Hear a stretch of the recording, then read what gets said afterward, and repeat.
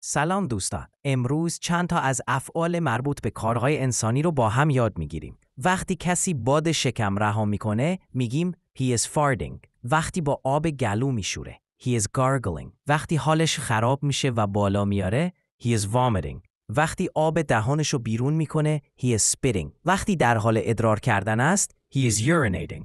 وقتی در دستشویی مدفوع میکنه he is defecating. و وقتی آروغ میزنه he is burping. اینا همه کارهای روزمره انسانه که به انگلیسی ساده گفتیم.